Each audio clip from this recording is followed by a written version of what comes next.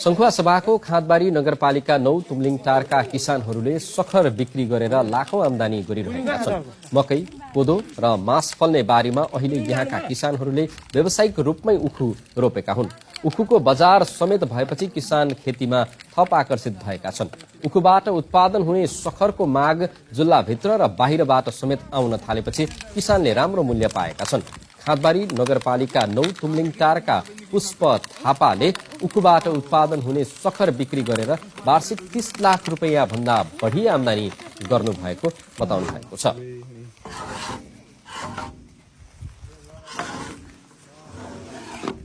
भनेको यो सखर चाहिँ अब दबाईको रूपमा अत्याधिकै चाहिँ यो अर्गानिक चिज अनि कुनै पनि कुरा मिसावट नभएको अत्याधिकै मात्रामा माग भएको अनि अब चिजलाई पनि अब त्यस्तै किसिमले हामीले राम्रो तरिकाले बनाएको अनि अब हरेक तरिकाले सबैजनाले लानु भएकोले गर्दाखेरि अब मलाई धेरै उत्साहित